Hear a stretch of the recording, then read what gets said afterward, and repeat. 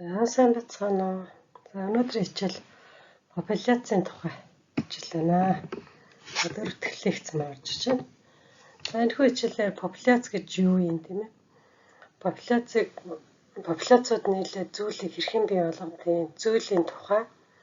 За популяцийн бусад популяцууд хоорондоо юугаар ялгагддгийг, популяцийн үндсэн шинжүүд, популяцийн бий болгодог бүтцэн юу юм бэ гэдэг талаар өнөөдрийн хичээл дээр үзэх нэ. За ингээд популяц гэж юу вэ? Популюс гэдэг үгийн утга нь юу вэ?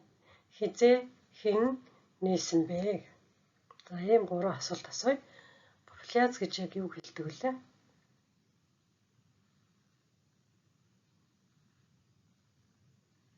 За популяц гэдэг бол хэсэг бүлэг бодгоол бий тодорхой нэг газар нутагт эзлэн амьдрахыг бол популяц гинэ гэж нэрлэдэг тийм ээ. За популюс гэдэг үгийг юу гэж ойлгодог вэ?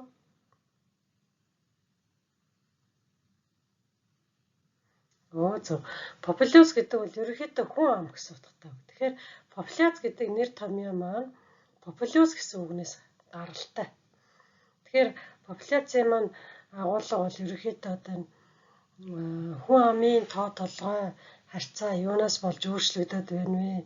За ямар бүтэц зохион байгуулалттай байдаг вэ гэдэг талаас нь судалдаг шинжилгээ ухаан бол популюс байсан байна. За хизээ хэн нээсэн бэ?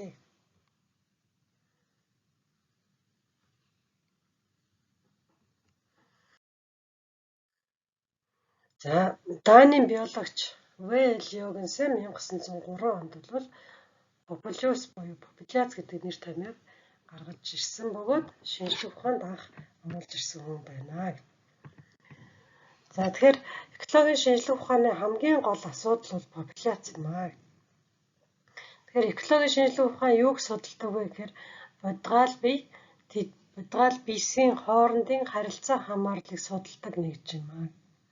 Хамгийн жижиг нэгж нь одоо бодгаал биесүүдийн хоорондын харилцаа хамаарлал юм. Тэгэхээр тэр бодгаал биесүүдийг амьд биесийн бүлэглэл гэж яриад байгаа шүү дээ. Тодорхой нутаг дэвсгэрийг эзлэн тархсан нэг зүйлийн организмын хэсэг бүлэг бодгаал биесийн нэгдлийг популяц гинэ гэсэн байна. За тэгээ экологийн шинжилгээ ухаан бол энэ популяцийн зүй тогтолцоог ойлгох чухал байдаг байна гэсэн үг. За тэгээд популюс гэсэн үгнээс гаралтай бөгөөд хүн ам, оршин суугчид гэсэн латин үгнээс гаралтай байна.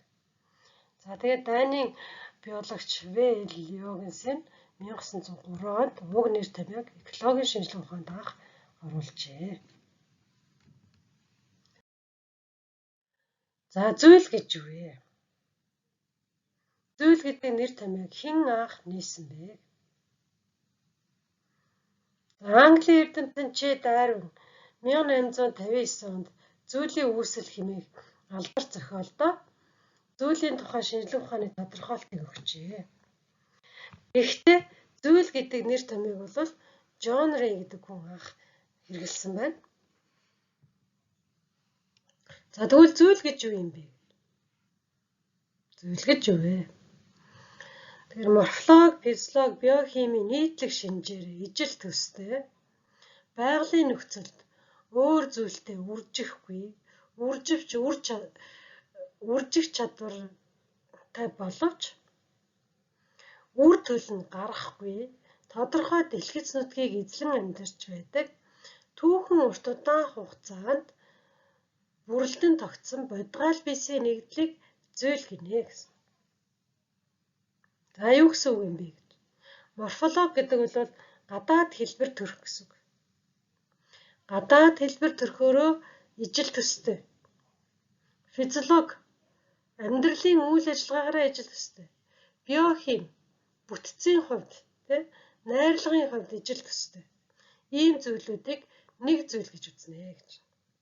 За хоёрт нь бол байгалийнхаа жамаар хоорондоо чөлөөтэй үрждэг. За тэгээд ийм чөлөөтэй үрждэг амьд биесийг юу гэдэг нөхөр нэг зүйл гэж үзнэ. За үрживч үр дүн гарахгүй байвал түүнийг хоёр өөр зүйл гэж үзнэ. мөрживч үр төлөв гаргахгүй байл түүнийг хоёр үр зүйл гэж үздэг. За хэрвээ үр төлөв гарчлаа гэхэд тэр үр төлөв нь цаашаа дахин үр удам гаргахгүй байвал энэ бас хоёр үр зүйл байдаг байна. За ингээ үржлийн хувьд бол нэг ойролцоо тийм ээ ийм амьд бисийг бол нэг зүйл гэдэг юм байна. За мөн тодорхой нэг хэсэг газар нутагт өөрийн гэсэн өвөрмөц одоо амьдрах орчин бүрэлдсэн тэр газар нутагт амьдарч идэг. Дэлхийц нутгийг эзлэн тархаж байдаг гэдэг байна шүү дээ. За тэгээд түүхэн урт удаан хугацаанд бүрэлдэн тогтсон олон зуун жилийг одоо туулсан гэсэн үг. Тэгээ урт удаан хугацаанд бүрэлдэн тогтсон бүлэг бодгаал бийсийг зүйл гинэ гэж зааж өгсөн байна.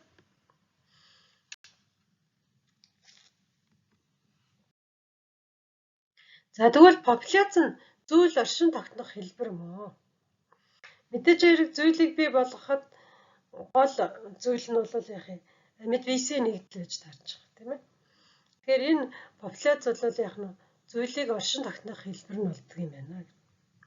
За дээрх тодорхойлолтоос үзэхэд зүйл бол генетикийн хувьд хаалттай систем болох нь харагдчихэдэг. Харин зүйл нэг болон хэд хэдэн 10 популяцаас тогтно. Хэд хэдэн 10 популяцаас тогтдог. Тэдгээр популяцууд өөр хоорондоо генэ чөлөөтэй солилцож байдаг бөгөөд генетикийн нээлттэй системтэй. Тэгэхээр хоёр өөр зүйл бол хоорондоо үржихгүй байх гэдэг нь энийг бол хаалттай. Генетикийн хувьд бол хаалттай байна. Гэтэл нэг зүйлүүд чөлөөтэй эвцэлдэж үржээд үр удмаа гаргаад байна гэдэг нь бол одоо генэ чөлөөтэй солилцоод байна гэдэг бол энэ бас нээлттэй байж болох юм аа. Тэгээ популяцыг бол үндсэнд нь одоо 3 ангилж байна. Эгэл популяц, экологийн популяц, газар зүйн популяц гэж ангилдаг. Хязгаарлагдмал нутаг дэвсгэрт тархсан тухайн популяцын хамгийн бага нэгжийг хязгаарлагдмал нутаг дэвсгэрт тархсан тухайн популяцын хамгийн бага нэгжийг эгэл популяц гинэ. За тэгээ энэ зурган дээрээс харуулж байна популяцын одоо тархалтын дэлхийц нутгийг зүйлийн дэлхийц нутгийг ерөнхийд нь харуулж байна. За тэгээд одоо энэ дөрвөөр илэрхийлсэн байна. Жижигхэн харуулт тийм. Энэ бол юу илэрхийлээд байна вэ? Эгэл популяц гэх юм. За энэ гадуур нь тойрсон цагаан. Энийг бол одоо юу гэх юм гэхээр тухайн амьд организмын амьдарч байгаа тэр орчин гэж үзээд экологийн популяц. Арай гадуур нь дахиад тойрсон юм саарл хэсэг юм тийм. Энэ бол газар зүйн популяц. Газар зүйн ямар бүс бүслүүрт байдаг вэ гэж ярьдаг шүү дээ. Байгалийн ямар бүс бүслүүрт байж болох вэ? Энийг болохоор юу гэдэг нь газар зүйн популяц гэдэг. За тэгээд олон популяцуудыг нийлүүлээд нэг зүйл болгодог. Тэр нь зүйлийн дэлхийц нутаг. Тухайн зүйл хаагаараа яаж тархаж байна вэ гэдэг. За тэгэхээр популяцыг хэлбэрээр нь бол газар зүйн, экологийн, эгэл популяц гэж ангилдаг байх нэ. За популяцууд бусад популяцуудаас ямар үндсэн ялгагдах шинжтэй байдаг юм бэ гэж. Тэгэхээр популяц болгон өөрийн гэсэн өвөрмөц ялгагдах шинжүүдтэй байна. За ерөнхийд нь үзэхэд бол 5 үндсэн шинжтэй гэж үздэг. Популяц болгон одоо тоо толгойн хувьд харилцан адилгүй байна. Нэг популяц нөгөө популяцаас тоо толгойн хувьд харилцан адилгүй. За мөн адил тухайн популяцад одоо төрөлт бий болно, үхэл хороодол бий болно, түүнийг дагаад одоо популяцын өсөлт бий болдог. Цэвэр өсөлт. Өсөлтөөс шалтгаалаад популяц одоо тухайн газар нутагт хэрхэн оршин тогтнож байгаа түүнийг юу гэдэг нь вэхээр нягтшил гэж нэрлэдэг. Тэгэхээр популяцын тоо толгой, төрөлт, үхэл хороодол, цэвэр өсөлт нягтшлаараа үндсэн 5 шинжээрээ ялгагддаг байх нэ. За тоо толгой гэж юу юм бэ? Популяцын тоо толгой гэж. Тухайн популяцыг бүрдүүлж байгаа бүх бодгаалын тоог популяцын тоо толгой гэнэ. Тухайн хэсэг газар нутагт амьдарч байгаа одоо яах нь тухайн нэг популяцыг бүрдүүлж байгаа тэр бодгаалуудын организмуудын тоог л юу гэдэг нь популяцын тоо толгой гэж. 100 байж болно, 50 байж болно, 10 байж болно, 5 байж болно. Тэ? Янз бүр популяц тухайн газар нутагт хэрхэн тархан амьдарч байгаас шалтгаалаад хэрхэн нөөц бололцоонд байгаагаас шалтгаалаад популяцийн бүрдүүлэлтийн тоотлогын хувьд бол харилцаа өөр байдаг. За организмын үржлийн эрчим, амьдрах чадвар хоёр харилцаа адилгүй байдаг. Тийм популяцийн өсөлтийг графикаар дүрслэх юм бол морийн эгц босоогоор тасралтгүй үргэлжилж байдаг. Үүнийг экспоненциал морий гэж нэрлэдэг.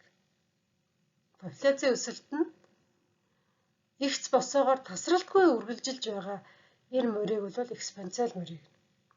Тодорхой хугацаанд популяцийн төрөлт үхэл харагдал хоёрын ялгуур хэмжээгээр популяцийн өсөлт тодорхойлогдож байдаг.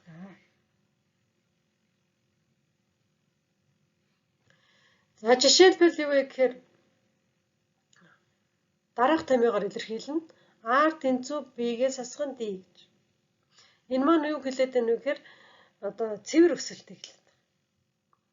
B гэдэг нь төрөлтөөс бүр төрөлтөөс одоо үхлийг хасахад юу гарах нь цэвэр өсөлт гарна гэдэг. За энэ тань. За популяцийн тоо толгой гадаад болон дотоод олон шалтгааны улмаас хэлбэлзэж байдаг.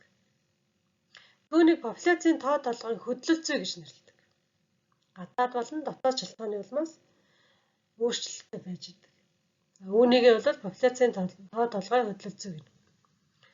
Популяцийн тоо толгойн өөрчлөлтийг тогтвортой, хэлбэлзэлтэй, тесрэмтгий гэж 3 хувадаг.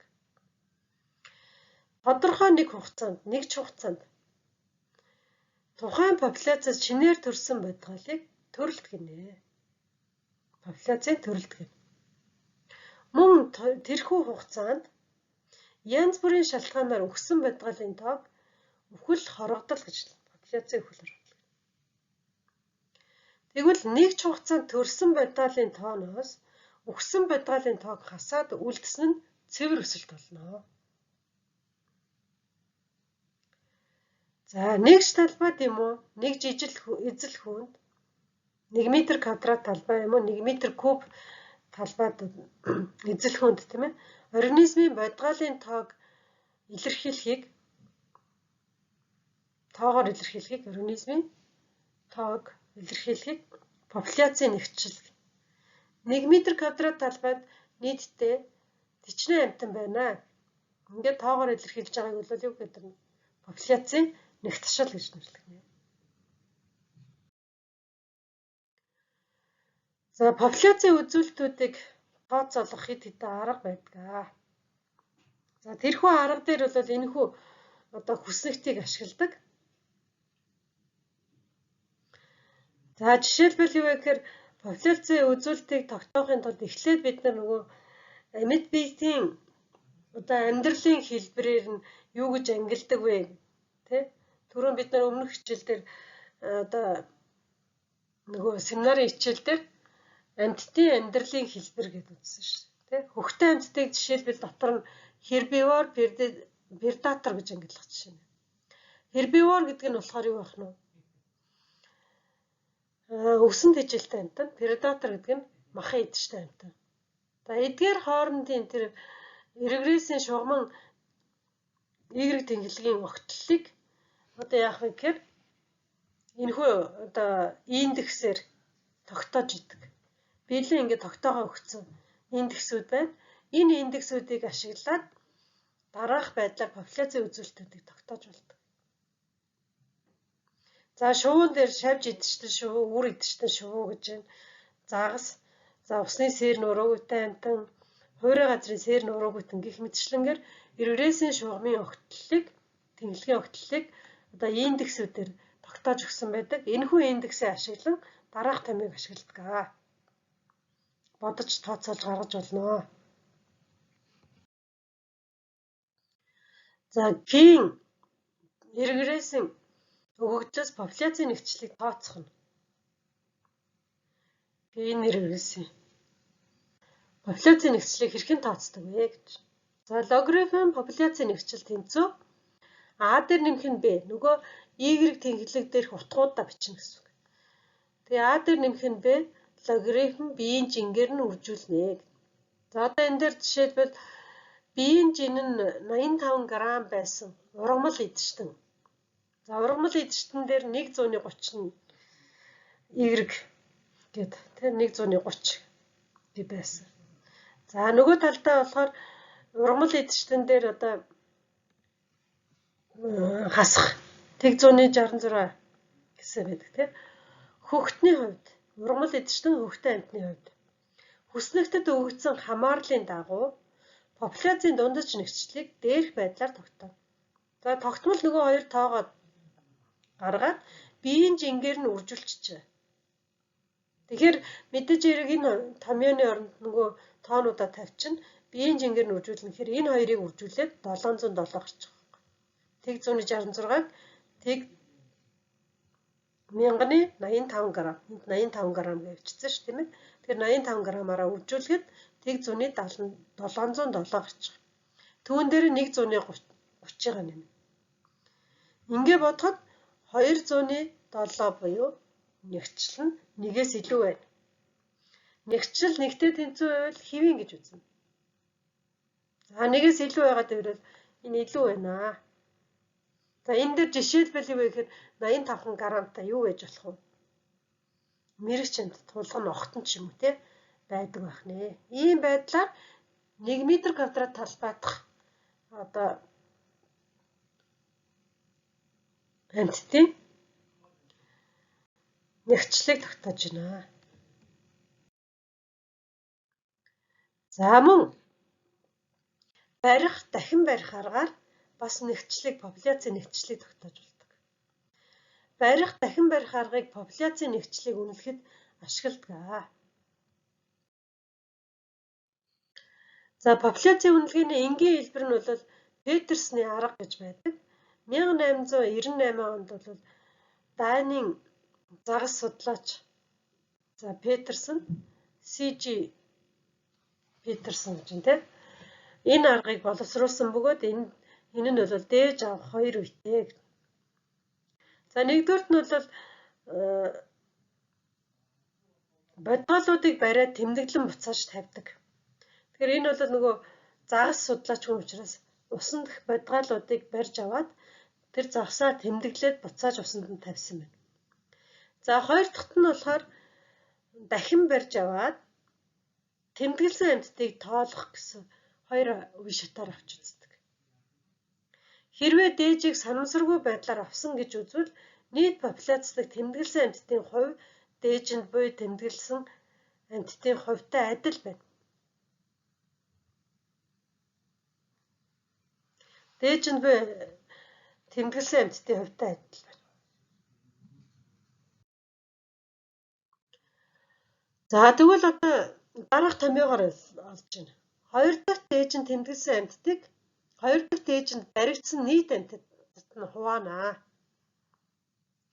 Тэнцүү нэг дахь дээжинд тэмдэглэсэн амьтад популяцийн нийт хэмжээ харьцуулсан дүнтэй тэнцүү байна гэж. Энэ энгийн жишээнд бол одоо популяцийн нийт хэмжээ нь бол n гэж үзвэл эхний удаад 16 бодгал бариад тэмдэглэн буцааж тавив. Тэгсэндээ 16 загас бариад тавьчихжээ гэсэн.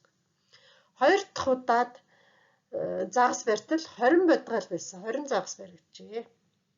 Түүнээс одоо баригдсанаас 5 тэмдэглэгдсэн байжээ гэж. За ингээд дээрх одоо томьёонд орлуулан тавьсан байна. 5-ыг харьцах нь 20 тэнцүү. Одоо анх баригдсан 16. Тэгэхээр n-ийг яаж болох вэ гэж. Тэгэхээр n тэнцүү юу байх вэ? Хоёр дахь дээжинд баригдсан нийт амьтныг нэг дахь дээжинд тэмдэглэсэн амьтдад үржүүлээд за тэгээд хоёр дахь дээжинд тэмдэглэсэн амьтдад хуваахад n гарчна. Популяцийн нийт хэмжээ гарч ирдэг. За ингээ үзэхэд эцэст нь 64 бодгал байна. Нэгчлэл бол 64 байна гэж ингэж гаргаж ирсэн байна.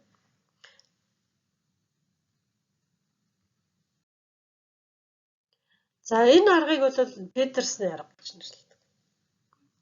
Популяцийн хэмжээг үнэлэхийн тулд Норвегийн жижиг нуурууд дахь нэг зүйлийн загсыг үнэлсэн юм аа. За жишээ нь 109 загас тэмдэглэж тавьсан ба хэдэн өдрийн дараа 2 дахь дээжинд 177 загас баригдсанаас 57 урд тэмдэглэгдсэн загас байв. Энэ өгөгдлөөс популяцийн хэмжээг үнэлж болно. За яг дээрх байдлаар үнэлж болно. Эсвэл дараах томьёогоор үнэлж болох. Тэмдэглэгдсэн популяцийн хувь тэнцүү дээж нь тэмдэглэгдсэн амьтны тоог нийт баригдсан амьтны тоотой харьцуулна. За эхний дээж нь тэмдэглэгдсэн загасны тоо 109 байсан бөгөөд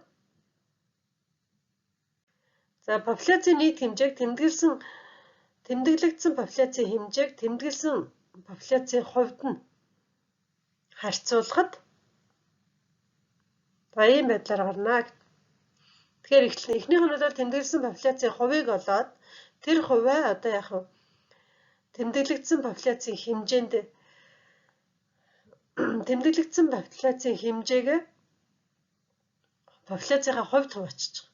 Ингээд тухайн гол нууранд одоо юу болох нь хичнээн хулд загас байсан бэ гэдгийг гаргаж ирж болж байна.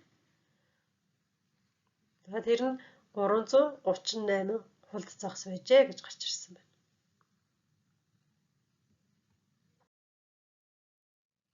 За ийм байдлаар популяцийн нэгсчлийг тогтоож болдог байх нэ.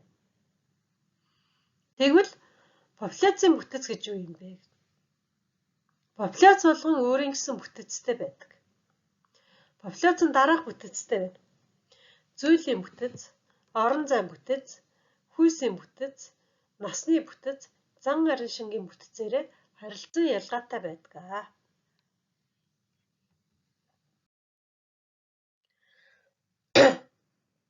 За зүйл бүр тодорхой ареалтай бөгөөд түүн дээр популяцийн системээр оршдог.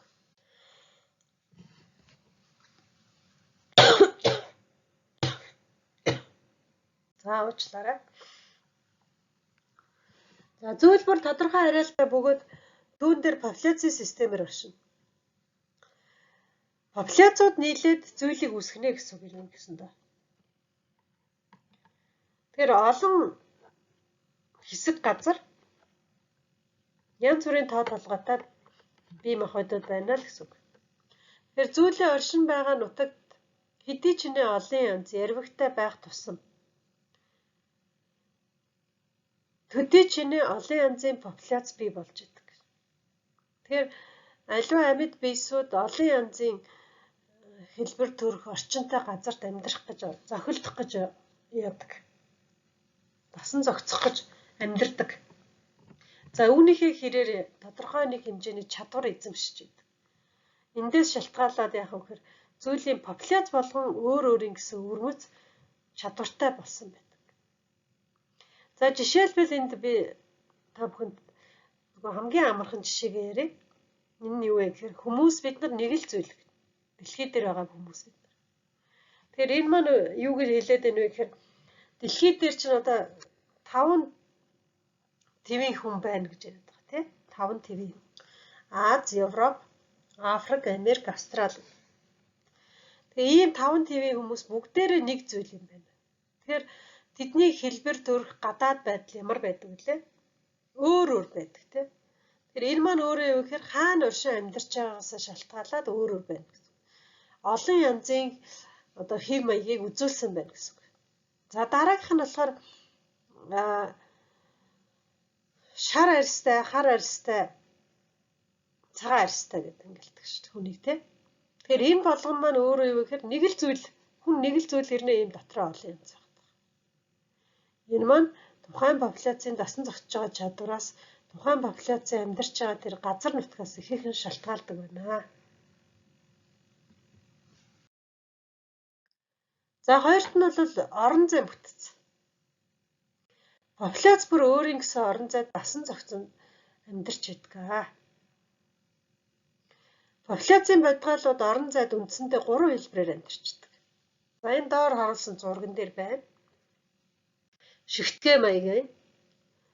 За жигд тархалттай маягтай, сарилсан маягтай. популяцууд бүрдүүлж идэг. За ижил нөхцөл гэдэг маань юу хэлээд байна вэ гэхээр идэж тижэл нь ижилхэн, амьдрах орчин нь ижилхэн, тий. За тэгээд тэр идэж тижэл нь одоо элбэг, нөөц ихтэй, боломжтой тухайн амьд биедийг тархах боломж нь байдаг бол түүнийг юу гэдэг нь вэхээр жигд тархсан гэж хэлдэг. Жигд тархсан популяц гэж хэлдэг. Тэгвэл олон янзын амьдрах орчинтой газарт популяцийн бодолууд өөр тохирсон газартаа бөөгнөр амьдарч идэг. Нэг дор олноор амьдарч идэг. Үүнийг юу гэдэг нь вэхээр шигтгэн маягтай амьдрах гэж хэлдэг. Шигтгэн маягтай популяцийн бүрдэл бий болоод байна гэж хэлдэг. За энэ эхний зурган дээр нь байна тийм ээ. За Columpid гэдэг байна. За жигд тархалтай нь болохоор uniform, random, саринсан.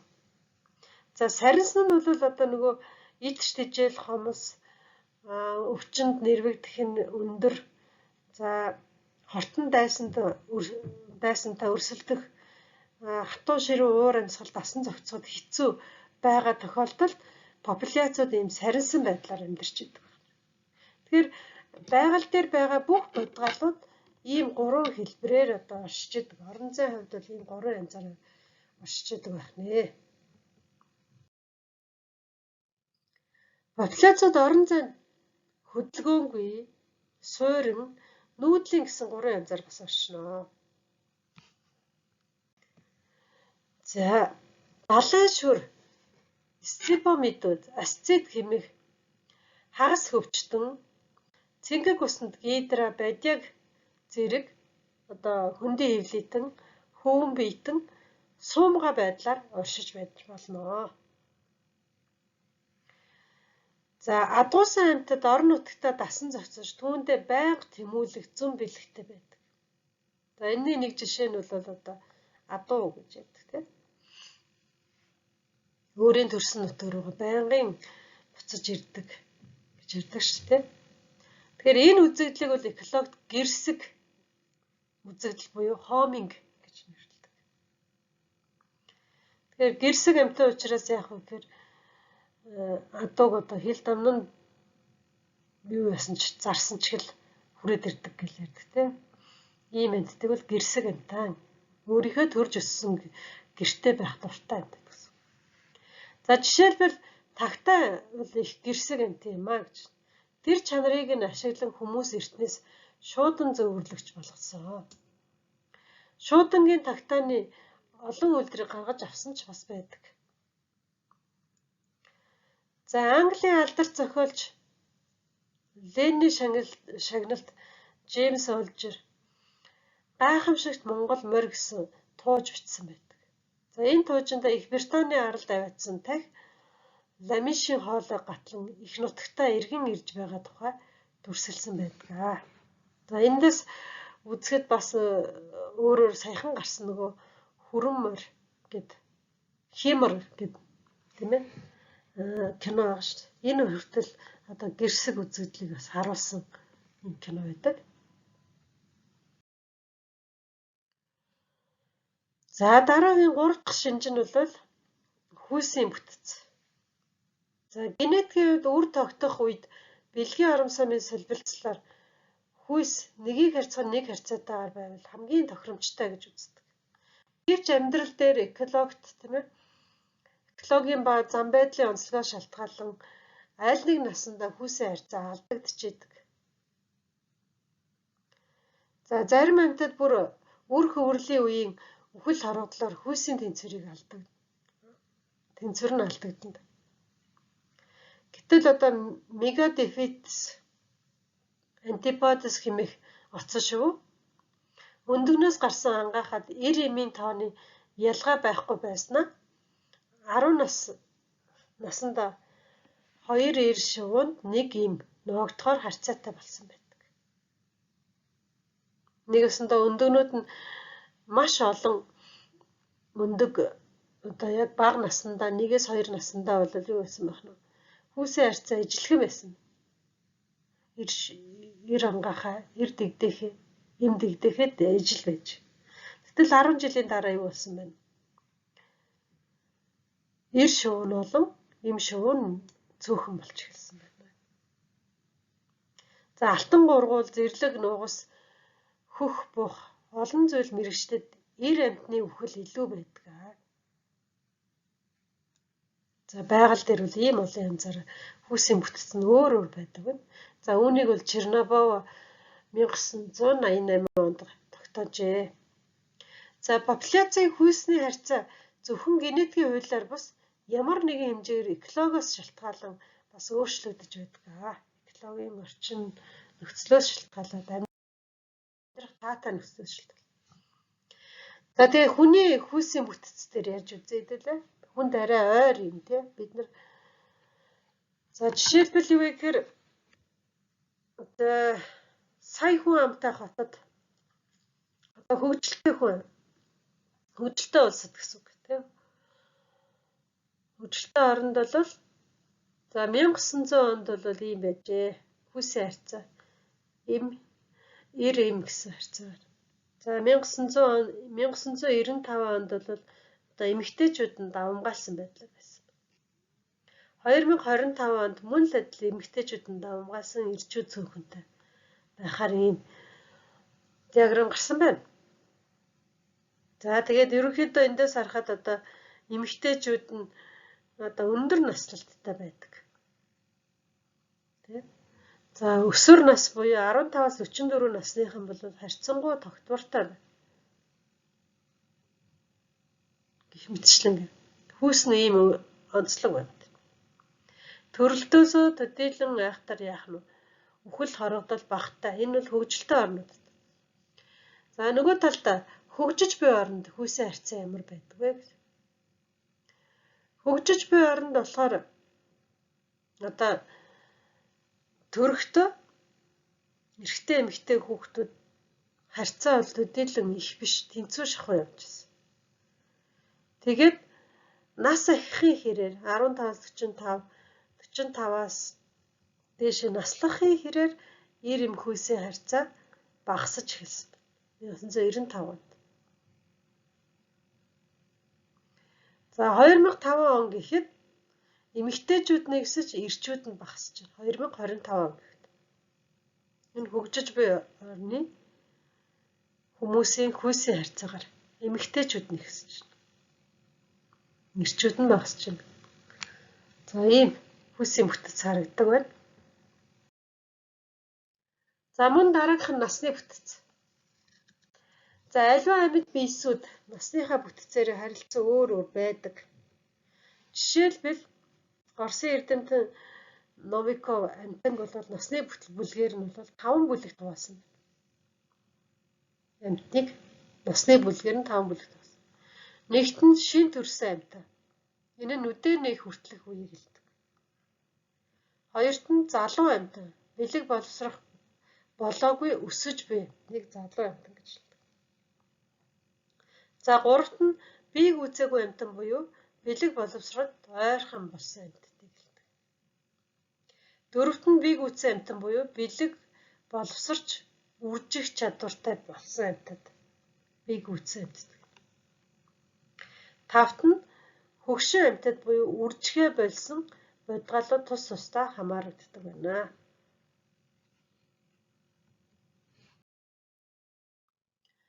За мөн ургамлын популяцийг ценопопуляц гэж нэрлэдэг. Цаг тооны хувьд бол нэгэн насны ургамлууд бол янз бүрийн насны байдалтай байж болдог. За үүнийг бол Чернобов 1988 онд бас ангилсан байна. За цунхуйц пи үсгээр тэмдэглэсэн. Үрийн нөөц шимт хичээлийн бодисоос гадна өөрийн ижилсүүлсэн шимт хичээлийн бодисоор амьдардаг холимог хооллолтой байна. Бяцхан ургамлын үрийн тал нь үр хөврөлийн үндэстэй их ургамлыг бодвол маш энгийн бүтэцтэй байдгаараа онцлогоо. За ингээд нөгөө ургамлын амьдралын хэлбэрийг эхлээд одоо яг Үрнээс цухуйц бий болно гэсэн юм ярьж байна. За дараагийнх нь болохоор цухуйцын дараа ювенэл гэд залуу ургамал бий болно. Бие даасан хооллолтод орох бөгөөд үрийн тал үгүй болсон боловч их ургамлаас навч нь арай өөр жижигвтер байна. За дараагийнх нь имматур ийм гэж тэмдэглэдэг. Бие гүйцээгүй ургамал нь бие гүйцээ вегетатив буюу одоо залуу ургамлын завсрын байрыг эзлэх буюу ийм ургамал найлдвар гарч ирдэг байна. За дөрөвт нь виргинил. Бие гүйцээ вегетатив ургамал нь амьдралын хэлбэрийн үндсэн шинжийг илтгэх боловч үржлийн эрхтэн үүсэхгүй байна. Амьдралын хэлбэрийн үндсэн шинжийг илтгэх боловч үржлийн хэлбэр нь үүсэхгүй. За үржлийн эрхтэн бий болсон ургамал. Үүнийг дотор нь D-ийн 1, D-ийн 2, D-ийн 3 гэх мэтчлэн ангилна. За үржлийн эрхтэн нь цэцэг, төлөрхөх чанар, үрийн тоогоороо хоорондоо ялгаатай байна. Харин субсинил буюу одоо хөгшин. За энэ хөгшин синил буюу хит хөгшин ургамал гэх байдлаар ангилж байна. За тэгээд цухуйц бий болно. Цухуйцаасаа цаашаа нөгөө иш навч мөчөр үүсэх үе буюу одоо ургалтын үе гэж нэрлэдэг. Ургалтын үеийн дараа үржлийн үе эхэлдэг. За үржлийн үеийн дараа хагдралтын үе бий болдгийг ийм байдлаар ийм 6-7 шинжээр нь одоо хувааж ангилсан байдаг байна. За насны бүтцээр нь за хүнийг одоо дахин яаж ангилж ямар харагдж байна вэ гэдгийг ялгаж байна. За энд одоо Кен улсынхыг харуулж байна. За эрэгтэй эмэгтэй хүмүүсийн харьцаа. Кен улсынх насны бүтцээр. За одоо тэр бага балчир наснд бол хэвийн байх нь олон хүүхэд дөрөвтэй. За түүнээсээ одоо энэ 4-5 нас бага насндаа бол одоо хэвийн өсөж бойжж байдаг. За тэгээд ер нь бол цаашлах тусмаа 4-5 жилээрээ ингээд яах вэ гэхээр багасч идэг байна. Хүсээ харьцаа юм нь аль нь багасж байна. За ингээд 50-аас дээшээ болоод ирэхээр өшөө илүү багасна. Тэгээ ер нь бол яг ингээд Кен улсын хувьд харахад бол бас эмэгтэйчүүд нь үлдчихэд байх нэ гэсэн юм харагдаж байна. За тэгвэл одоо энэ Америкийн нэгдсэн улс United States тэ төрөлд ямар байна вэ гэдэг. 4 индекс 4-тэй. Тэгээд 4, 5, 10 хүртэлх насны хэвийн ер нь л хэвийн яваад байдаг. Тэгснээр 30-аас 40 насны хүмүүс бол ихсдэг. Ажлын бүтээмж өндөртэй, идэвхтэй ажилдаг хамгийн төсвөр сайтай амьдарч идэг. За ингээд 40 наснаас буурдаг. 60 наснаасаа бол одоо ирчүүд нь багасж эхэлдэг. 70 наснаас бүр өвшөө багасж байна тий. За тэгээ эмэгтэйчүүд нь бол одоо настай эмэгтэйчүүд бол олон байдаг байна гэдгийг нэг Америкт настай эмэгтэйчүүд олон болж байна. За дараагийнх нь болохоор Итали улсад байна бас л хөгжилтэй орны тоонд ордог. За 80 наснаас дээшхий одоо эмэгтэйчүүд нь их байна. За эрчүүд бол ерөнхийдөө багассан байна. За энд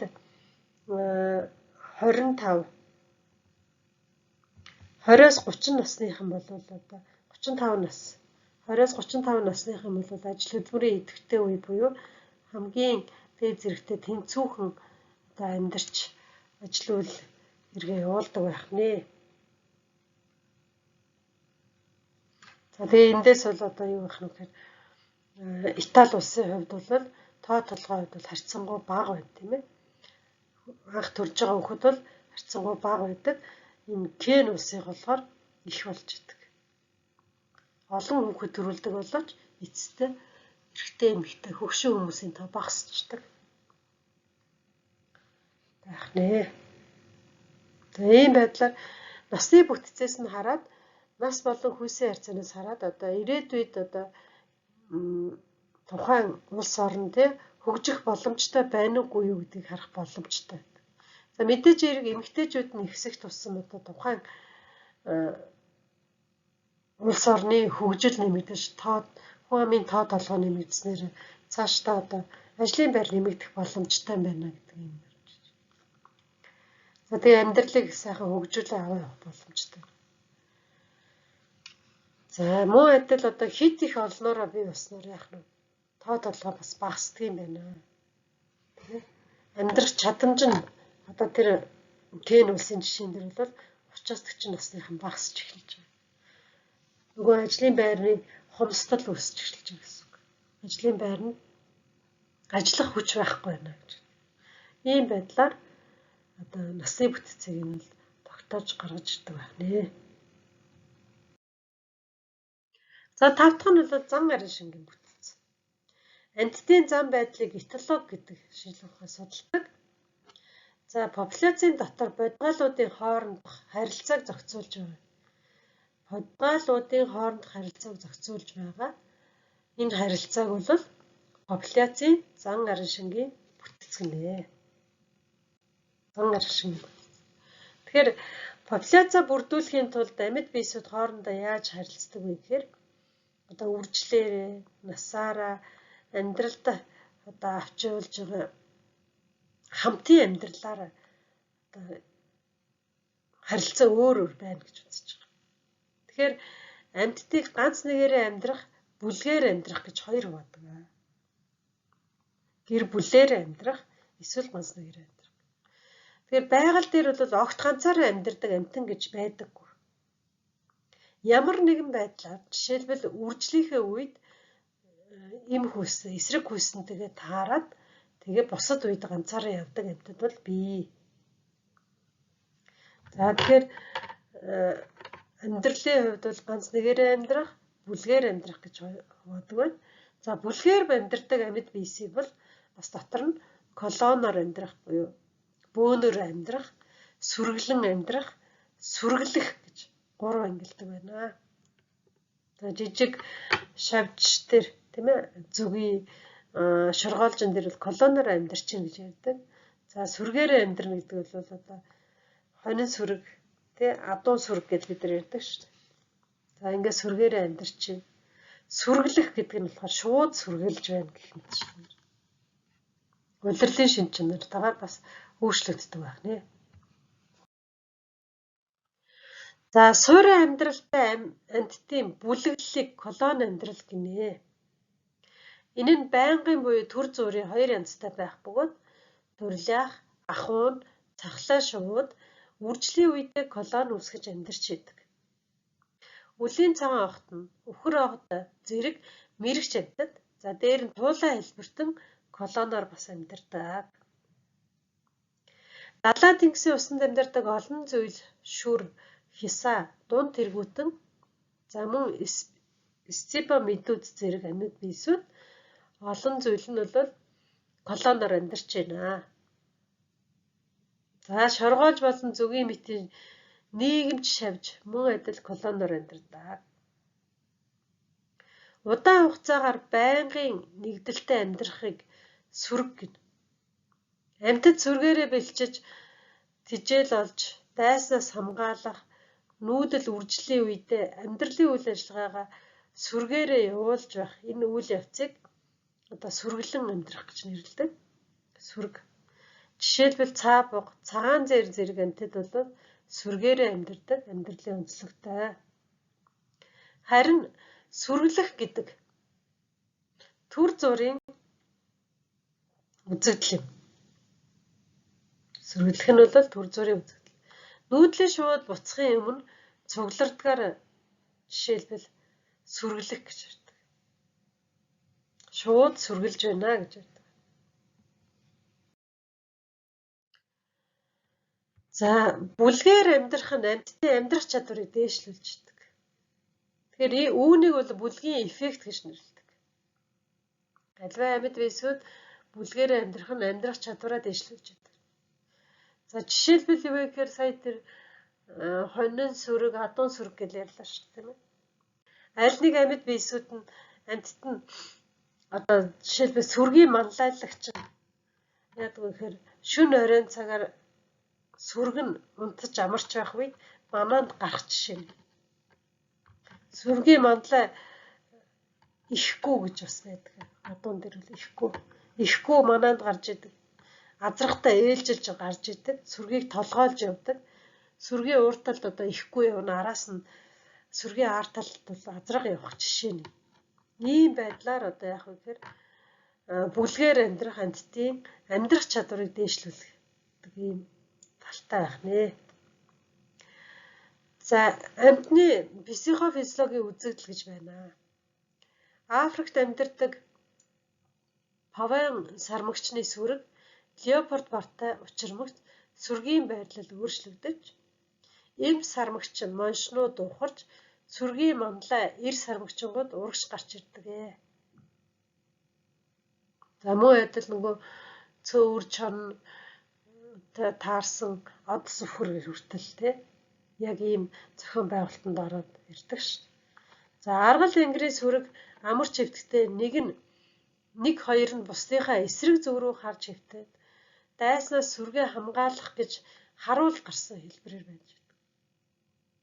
За мөн суваа өвхөр хээр голцоо хоногтой боохоноос сэргийлж зарим нэг нь бусдын эсрэг зүг харж хөвтсөн тохиолдол байна. Мананда гарсан байна гэсэн. За гэх мэтчлэн одоо бүлгээр амьдрахтаа амьтдын амьдрах чадвараа дээшлүүлэхийн тулд одоо яг нь өөрт нь онцлог одоо захиралгаанууд бий болсон байдаг байна. За өгнийг юу гэдэг нь вэхээр бүлгийн эффект гэж нэрлэдэг. Тэгэхээр амьд биесүүд ийм олон шинж чанараараа нэгдэн нийлж популяцийг үүсгэдэг байна.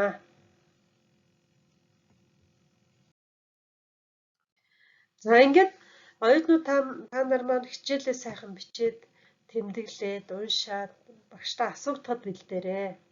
Анхаарал хандуусанд баярлалаа. За баяр таа.